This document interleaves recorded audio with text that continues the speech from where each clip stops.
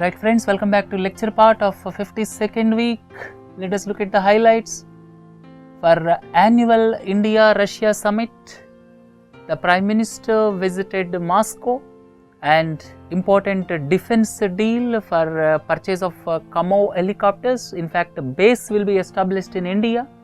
That is the important decision, and it appears that government is trying to do a bit of a rebalancing in view of apparent tilt towards the United States of America during the year.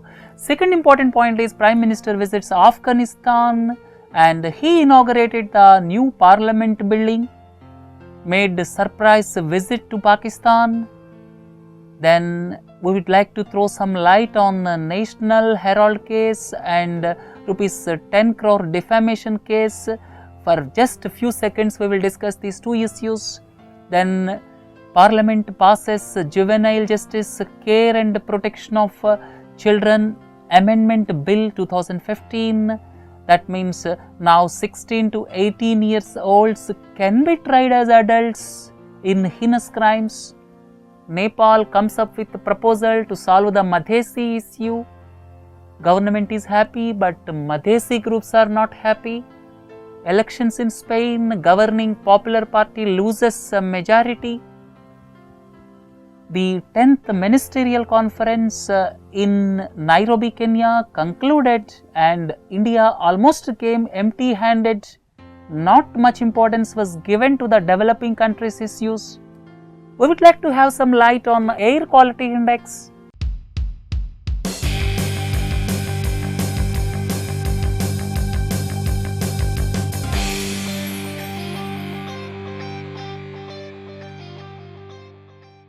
Let us look at the first and the foremost event of the week, that is Prime Minister in Moscow to attend the 16th India-Russia summit. I would like to tell you, during the year 2015, a general impression was created that India is tilting towards United States of America. I will tell the reasons after some time, and it appears that this is some sort of a rebalancing act, and the Prime Minister utilized this opportunity to ensure certain rebalancing, and this is annual exercise. This is held alternately in Delhi and Moscow. This is the 16th summit and important events. 16 agreements were signed, and out of all the agreements, the most important aspect is under the Make in India initiative, 200 Kamov Ka-226T utility helicopters will be built in India, and this is a big boost for Make in India, and this is expected to be around $1 billion. The second important aspect is localization of manufacturing in India for Russian designed nuclear reactor units. One is major defense deal, the other one is major nuclear deal. These two are very important if you look at the Prime Minister's visit to Russia. The third important point is bilateral trade. It is anticipated that the bilateral trade will increase from existing $10 billion to $30 billion in 10 years. And the joint statement of both the countries is titled Shared Trust New Horizons. And if you look at the other events, Russian President conveyed strong support to India for permanent membership of United Nations Security Council. Second important point is 12 Russian nuclear reactors will come up, and second nuclear site will come up most likely in Andhra Pradesh. And please don't forget, the Kudankulam atomic power project is being built with Russian support. And at the same time, please don't forget, the Jaitapur nuclear power project in Maharashtra towards west coast of India will come up with the assistance of France. And coming back to the event, the third point is Unit 2 of the Kudankulam atomic plant in Tamil Nadu will be commissioned within few weeks, and discussions are in advanced stage for stage 3 and stage 4. So these are other important aspects of the Prime Minister's visit to Moscow. The President of Russia gifted Narendra Modi a page from Mahatma Gandhi's diary with handwritten notes, and also gifted 18th century sword which belongs to Najafi dynasty. And if you look at the visit in totality, you can view it with the major defense deal. That means with the announcement of 200 Kamau utility helicopters costing around $1 billion under Make in India initiative, and they will be built with a partnership with Indian firm, and Russian firm decided HAL to be the partner in India. And at the same time, as approved by Defence Acquisition Council in India, certain other defence deals are also in the pipeline, like Triumph surface-to-air missile systems at a cost of $5 billion and medium-lift helicopters Mi-17 V5. So, these are also under the pipeline, and it appears that Russia may once again take the role of strategic partner as far as defense deals are concerned, because in good olden days Russia used to be strategic partner with India in defense deals, but in recent times United States of America occupied a prominent place as far as defense deals are concerned, in addition to France, Israel. But now with these deals of 200 Kamau helicopters and some of the other deals in the pipeline, it appears that Russia may again occupy the role of strategic partner as far as defense deals are concerned. And second important point, we have already seen that with regard to the nuclear civil cooperation, that means with regard to the construction of nuclear power plants in our country, total 12 Russian nuclear reactors will be commissioned. So, if you ask me what exactly the result of the Prime Minister's visit to Moscow, in quantitative terms, it is a defense and civil nuclear cooperation, but more than that, if you analyze the visit in the perspective in comparison with the India's relations with the United States of America, if you look at the India's relations with the United States of America during the year 2015, after the present government came to power, 3-4 things happened. One is, during Republic Day 2015, Barack Obama was the chief guest. Second important point is, India and the United States of America signed for furthering military cooperation. Third important point is, strategically, India, United States of America, Japan decided to conduct their annual exercises in Indo-Pacific region, and this assumed significance in view of China's dispute with several other countries. So, there is an impression that India is slightly tilting towards United States of America. To dispel that impression, now the Prime Minister's visit to Moscow concentrated on more on Make in India, more defense deals, more civil nuclear cooperation, and it is only time which can reveal whether this rebalancing act will ensure Russia to be one of the strategic partners in the years to come. Whether it will dispel the impression that India is tilting slightly towards United States of America, only time can say. But it appears from Indian perspective, it is good rebalancing act from Indian perspective. Right friends, look at the next one. Prime Minister visits Afghanistan, a short visit to Afghanistan. And the Prime Minister inaugurated new Afghan Parliament building. One block was named Atal Block. And if you look at the details of this Parliament building, the cost is around 710 crores. Construction began in 2009 and constructed by CPWD. The former Prime Minister Manmohan Singh led the foundation stone in 2009, and here there are House of People and Upper House, just like in our country. The House of People or lower house is called Vulesi Jirga, and the upper house is called Meshrano Jirga. And this construction is based on Mughal and modern styles of architecture. So, this Parliament building is built by India, and the Prime Minister inaugurated this Parliament building, and one of the blocks was named Atal Block, please don't forget. And another important point is, Prime Minister announced scholarships to 500 children of martyrs in Afghanistan. That means the children of soldiers who lost their lives in protecting the motherland, 500 scholarships will be given. This is in addition to 1000 scholarships already announced by India. And at the same time, as promised, the Prime Minister handed over 4 Russian-made Mi-25 helicopters to Afghanistan. And at the same time, please don't forget, India not only parliament building, India is also constructing Salma Dam in Afghanistan. You may ask, what is Salma Dam? This Salma Dam is on Hari Rud River in Chiste Sharif district, and this project started somewhere around 1980s but struck up because of the insurgency problems in the country, and now it is expected to be completed during the year 2016. In addition to generating electricity, it will irrigate 80,000 hectares of farmland. So probably in the year 2016, this Salma Dam may be commissioned. And look at the next event. The Prime Minister makes a surprise visit to Pakistan. There is a conscious effort to normalize the relations. On November 30, the Prime Minister of Pakistan and Prime Minister of India met in Paris on the sidelines of Climate Summit. Subsequently, swift developments took place. National Security Advisor level talks were held in Bangkok. Then the External Affairs Minister Sushma Swaraj visited Pakistan to attend Heart of Asia conference.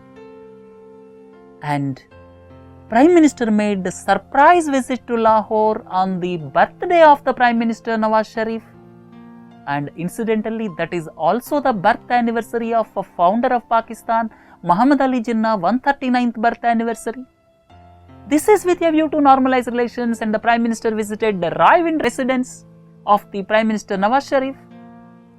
And subsequently, Foreign Secretary level talks are also scheduled on January 15.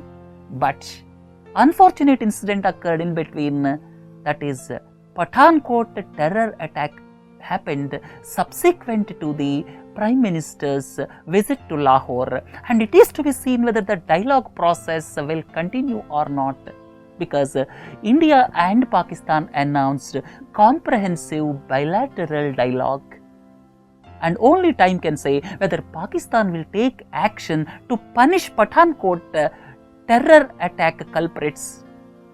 And please don't forget, the previous visit of the Prime Minister was by Atal Bihari Vajpayee in 2004 to attend the SAARC summit. I would like to tell you one more thing. In the year 1999, the famous Lahore bus was taken to Lahore by Atal Bihari Vajpayee. Lahore bus service was inaugurated in 1999 by Atal Bihari Vajpayee, and unfortunately that was followed by Kargil war in the year 1999. And after the Prime Minister's visit to Lahore, this time Pathankot incident happened subsequently, and whenever any major effort is made, subsequently terror attack takes place, and it is to be seen whether the government of Pakistan is in sync with army or not. I have already told you in the previous classes, there are two power centers in Pakistan. One is the government, the other one is the army, and it is to be seen whether Nawaz Sharif and Rahil Sharif, you may ask, who is Rahil Sharif? Rahil Sharif is the army chief in Pakistan, whether the synergy of ideas is there between the government and Pakistan army is to be seen, because whenever any effort is made by government towards peace process, something happens across the border. This became regular feature during the past several years. Whether army is on board for initiating peace process, it is not very clear. Right, friends? Let us come back to the events here. I would like to explain brief about two events, and it is not the policy of learning space to discuss allegations. Normally we do not discuss the allegations against politicians, but I have decided to discuss these two issues. At least the students should know what is National Herald, what is Associated Journals Limited. So as to explain that, I have taken these two issues, and it is the policy of learning space to take a balanced view and leave the rest to the student community And that's why whenever any political allegations are there, learning space will take a balanced view and you have to decide the justice is on which side. Right friends, let us come to this Sonia Rahul Gandhi gets bail in National Herald case. National Herald started in the year 1938. Several shareholders are there in this Associated Journals Limited, and Jawaharlal Nehru was the main man behind this National Herald in the year 1938, and this National Herald is owned by Associated Journals Limited. Subsequently, in recent times, Young Indian Private Limited was launched with majority shareholding by Sonia Gandhi and Rahul Gandhi. Both put together have got 76% shareholding, and this company is registered as a Section 25 not-for-profit company, very important. So, this is registered as Section 25 not-for-profit company, and now this Associated Journals Limited, which used to publish National Herald, now National Herald is not being published.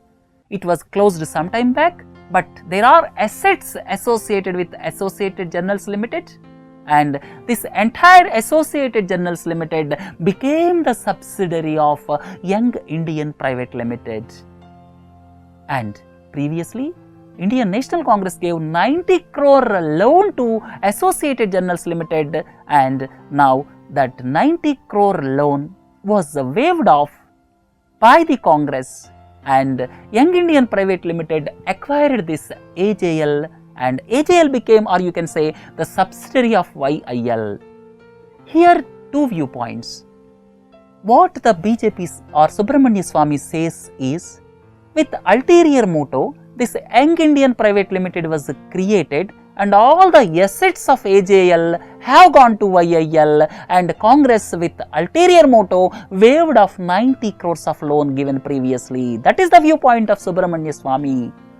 But the viewpoint of Congress party is, Young Indian Private Limited is established as a not-for-profit company and no one can enjoy these assets.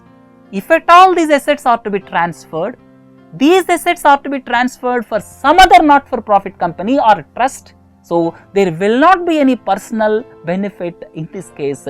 That is the claim of Congress. So, these are the viewpoints and counter viewpoints. So, I am leaving this discussion at this juncture. Look into the next one. Arun Jaitley files rupees 10 crore defamatory case against Arvind Kejriwal and others.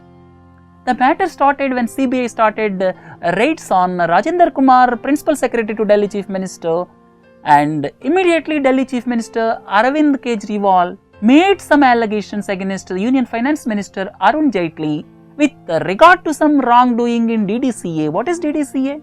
DDCA is Delhi and District Cricket Association. Arvind Kejriwal made some allegations against Arun Jaitley because Arun Jaitley headed the organization for 13 years. And subsequently, Union Finance Minister Arun Jaitley filed a defamation case against Arvind Kejriwal and 5 others for rupees 10 crore. Meanwhile, Commission of Inquiry was established by the Delhi Chief Minister with the former Solicitor General of India, Gopal Subramaniam, as the head of the committee. But the central government clarified Arvind Kejriwal or the Delhi government has no power to institute Commission of Inquiry because as per the Commission of Inquiry Act of 1952, only the central government and state governments can institute Commission of Inquiry. As Delhi is not a full-fledged state, Delhi has got no power to institute Commission of Inquiry. That is the viewpoint of central government. But the state government is quoting some articles like 239 AA for institution of Commission of Inquiry. So, this matter is going on. Meanwhile, BJP MP Kirti Azad from Darbhanga is also demanding SIT or CBI probe into DDCA wrongdoings. So, under these circumstances, allegations, counter allegations are going on. It is up to you to decide. Only time can say who is culprit and who is not. Right friends, look into the next event. Rajya Sabha passes Juvenile Justice Care and Protection of Children Amendment Bill 2015. Why there is a need for this? In fact, As per Juvenile Justice Act of 2000, whatever the heinous crime committed by children below the age of 18 years, they are called juveniles. Whatever the crime committed by juveniles below 18 years of age, maximum punishment is 36 months in observation home. But there are instances that heinous crimes are committed by the juveniles with age of 16 years, 17 years, and they are escaping with just 3 years of stay at observation home. What happened in Nirbhaya case of 2012? So as to prevent this anomaly, so as to avoid this system, now government came up with a law, and that is Juvenile Justice Care and Protection of Children Amendment Bill of 2015. Now it is passed by both Lok Sabha and Rajya Sabha, and as per this act, juveniles between 16 years and 18 years can be tried as adults if they commit heinous crimes, and the decision to try them as juveniles or adults will rest with the Juvenile Justice Board, and it is mandatory in each district. Juvenile Justice Board and Child Welfare Committees are to be established. So from now onwards, juveniles committing heinous crimes like rape or murder in the age group of 16 and 18 years can be tried as adults. That is the main scope of this bill, both passed by Rajya Sabha and Lok Sabha, and with the President's assent, this will come into force. And please remember, this is against the UN Convention on the Rights of the Child, which states that children up to 18 years all should be treated equal. Right, friends? So this is about Juvenile Justice Amendment Act of 2015.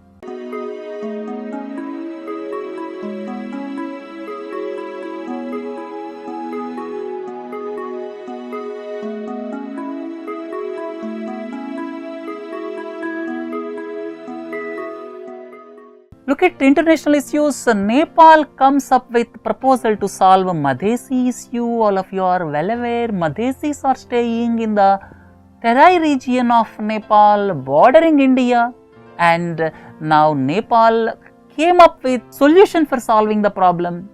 Madhesis are demanding for the past 4 or 5 months that they should have state of their own. That is their main demand.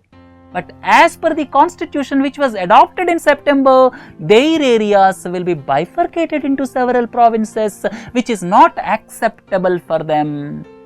Right? So now Nepal government came up with certain proposals, and Indian government welcomed these proposals, but Madhesis rejected it. Their main demand is they want clear demarcation of province exclusively for Madhesis. Their contention is by Madhesis splitting into various states, their voice will be lost and they will not have their province of their own. Their main demand is they should have province of their own with the majority Madhesis. Elections in Spain, governing Popular Party loses majority. Here the Popular Party, or you can say Partido Popular, is in power. In the recently held elections, the governing party lost majority and they could get 123 seats out of 350. But the surprise here is Podemos. This is anti-austerity party, just like in Greece. All of you are well aware about Syriza party in Greece. Just like Syriza party in Greece, the party that is Podemos, one college professor is behind it, and they got 69 seats out of 350 seats. And in Europe, there are sweeping changes are taking place across the minds of the electorate. That's what is conveyed through these elections in Spain.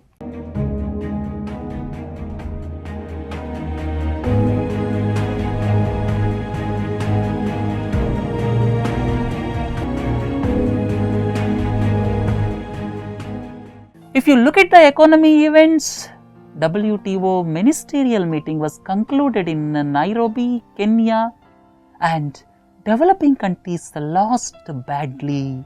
What is the reason for this conclusion?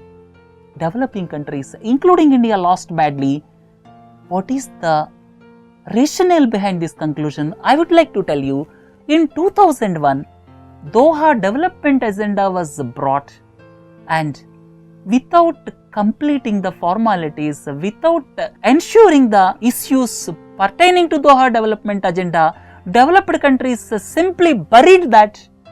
That is one biggest lacuna of this Nairobi Ministerial Conference meeting, or you can say that is the biggest adverse outcome of the Nairobi meeting. Second important point is no commitment on special safeguard mechanism. Why this special safeguard mechanism is required?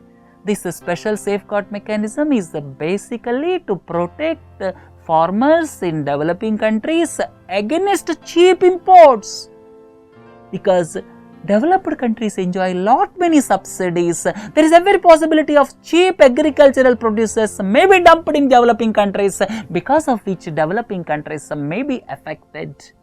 Farmers will be worst affected, and no commitment on special safeguard mechanism.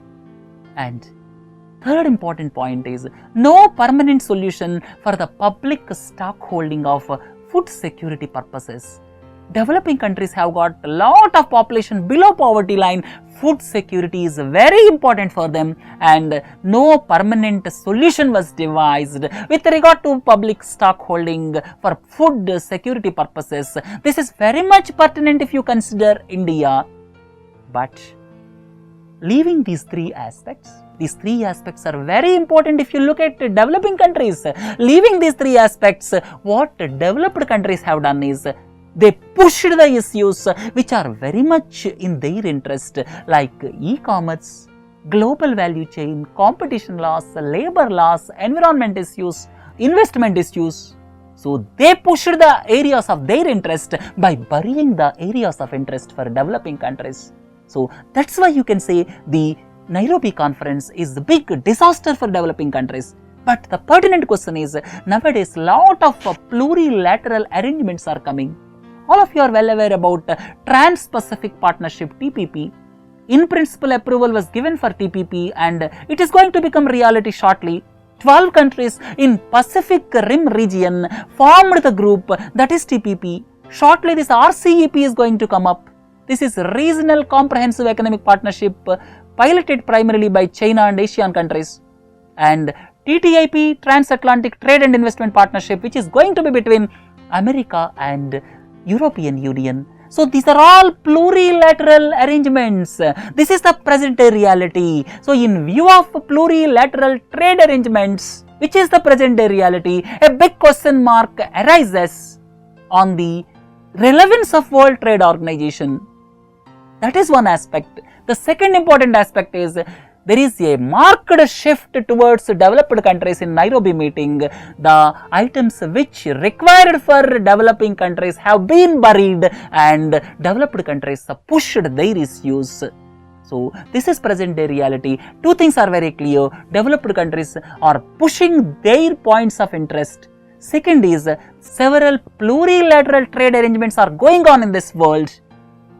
And present day reality is, in future, TPP, RCEP, TTIP, BTIA, these arrangements definitely will shadow the existence of World Trade Organization. Right? So, under these circumstances, the World Trade Organization's Nairobi Ministerial Conference is to be viewed. If you view from developing countries' perspective, it is disaster. But if you take a rational view, the relevance of World Trade Organization in the present day plurilateral era is a big question mark. Only time can say whether it is relevant or not.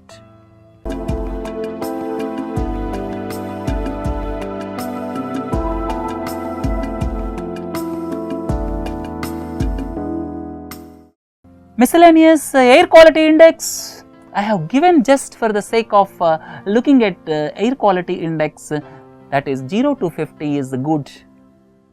There will not be any impact on health, and like that air quality index is graded from 0 to 500. I have given the bifurcation. Please go through this slide. Right friends, with this let us conclude the 52nd week lecture. Please do join for other modules. Have a nice day. Thank you.